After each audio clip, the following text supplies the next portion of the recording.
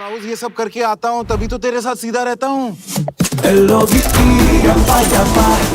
Alright, so Khushi, firstly a warm welcome to you on Filme Shilmy and congratulations on Loveyapa. This is a complete 360-degree turn from Archie's. Here you are playing a very ordinary Bharatiya Nari, a young Gen Z girl who is navigating this sort of social media life with emotions. As bizarre and as dichotomy as I feel that is there, how much was that for you actually when you were exploring this sort of character in the film? I think there was a huge difference obviously in the characters and the film and the genres. The world is obviously completely different, but I think for me Betty and I were much more similar than Bani and I are. So I think for me that was the more interesting part because I got to play someone who was so different to who I am. Mm-hmm. And I think also because I've always asked Janvi this because I think like her choice of roles has been very interesting, and I think she's always definitely tried to strive to play the characters that are a lot more relatable to the Aam Janta rather than obviously playing someone who's from South Bombay or playing characters that embodies that sort of a milieu. So again, for you, did you feel like it was a necessity to completely shred what you know, the world that you know of, to sort of get into Bani's shoes as well? I don't know actually. I mean, you obviously do want to be the most authentic version of the character that you can be, and we did work on a lot of little things like dialect, and we changed her fashion, and it all depends on where your character is coming from and stuff like that. But we added little nuances and stuff like that when we were doing our dialect classes, like the way she would pronounce her H's because she's from Delhi. Obviously it's not going to be Bombay Hindi because the way we speak Hindi over here is very different. So little things like that I think we tried to incorporate, and I did probably have to unlearn and change, but I think it just adds to the essence of the character. And I think when we're talking about characters that are relatable, that have kind of evolved, I think you obviously come from a legacy of your mum who played such characters as well. So kind of when you look back at her work as well, and sort of the really tikha characters that she used to also play, of course, one cannot emulate that because that's a completely different legacy. But do you feel like there's a lot of inspiration for you as well when you kind of look at that sort of fiery but yet also softness? Because I think there's a softness to Bani as well from what I saw in the trailer as well. I mean, I don't know if there's a softness to Bani. I know there's definitely a vulnerability to her.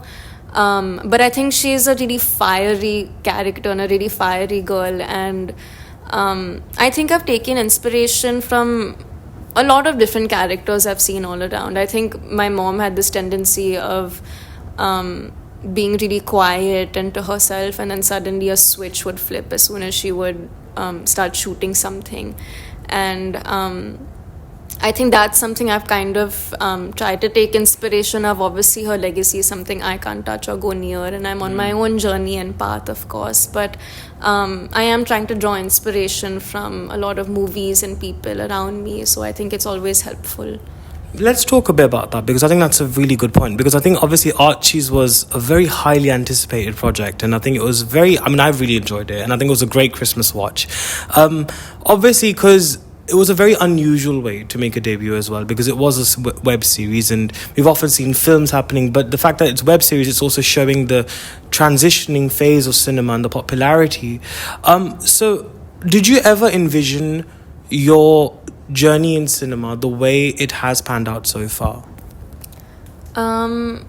I don't think there's ever any way of anticipating how working in this industry is going to go. You never really know how things are going to pan out and whether they work or don't work. But I knew that I loved Zoya's work, and I had complete faith in her as a director. I've loved all her movies, so I don't think it was ever a question of, is this the right way I want to debut? Because I just knew that Zoya wouldn't do something without all her heart in it. So I don't think I ever questioned it. And it's interesting because, again, like Zoya had this knack of showing dysfunctional sort of relationships and emotions. And Advait is someone who I think is a very true humanist filmmaker, if I may say so, because a lot of his films have Rue in them. There's a very beautiful soul which sort of focuses on, again, vulnerability, but then also the human essence and of triumph of being a human and, you know, conquering all the darkness in the world as well. So how much were you as an actor able to resonate with that vision as well as a director? Honestly, working with Advait was a dream for me. I felt so heard and seen throughout this entire process, and it felt like such a collaborative effort. I just felt like we understood each other, and I knew what vision he had for Bani. And because I think we read so much, by the time it came to shoot, we didn't really have any trouble with understanding where the scene was supposed to go or how the character's arc is supposed to go. And I think obviously we're seeing this really, like I mentioned, the word transitioning period, and I think that's exactly what's happening in the industry right now. I think everyone's trying to find the right sur of filmmaking that really sort of ticks with the audiences. And I think there's definitely a space for rom-coms like this, because we saw Rocky Rani did very well. So Tu Jhuti Main Makar, so many other rom-coms. Last year we had Teri Baaton Mein as well. So I think, what do you think has really kind of evoked this sudden love again, this sort of interest in rom-coms again, in terms of the audiences and the popularity?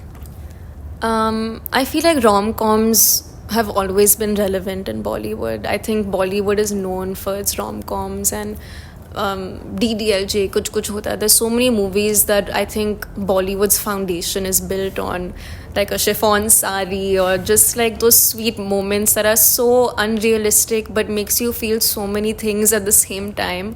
And I think as we grow as an industry, there have been various interpretations of a Bollywood rom-com. So I think there's always going to be a need and love for it, because that's what we're known for and that's what we do best. And you know, with Loveyapa, I think also touches on some very important social topics as well, because, like I said, social media is a very different game nowadays. People think that, a lot of, especially old generations, say, this generation's had it easy, we've had to work hard in our time, but actually they don't understand the pressures of social media are immense. And I think when it comes to like relationships as well, it's almost like this sense of FOMO that people have, especially when it comes to that. So how do you think Loveyapa will kind of speak to today's youth in that sense as well, and kind of maybe resonate with people who are, or perhaps not even in relationships as well? I think without being preachy, it kind of reflects about today's topics, and the issues people have with technology in their relationships and stuff like that. Because I think because people have become so forward and things like that, there's a lot of gray area between what's right and wrong and stuff like that. So I think this movie kind of talks about the issues you have in a relationship when it comes to technology and things like that. And I think people now have it, because of this whole phone exchange thing, they like come to know so much stuff, because people now, I feel like, have a tendency of not lying but maybe hiding the truth and stuff like that. So I think this film is important in a way, because it kind of tells people what you should actually be prioritizing in a relationship. Now, obviously, you're only 2 contents old in the industry. Yeah. You're still a fresh kid on the scene in that sense, new kid on the block, as they say. So I think now that you've done Loveyapa, you've done Archies, what sort of characters are you really keen in getting your teeth sunk into now? Because I think it's so open now, isn't it, for sort of characters and really character driven roles as well. I think between the little work I have done, I've realized that I have a lot of fun doing very high intensity scenes, which is very unlike the work that I have put out. But whatever little I have done, I just feel like I enjoy just really emotional or really dramatic scenes and things like that.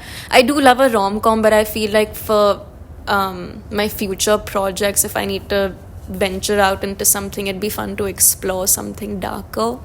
Because I think right now the movies I've chosen to do have been kind of fun and light and fluffy. But I've realized that I enjoy the crying and screaming a lot.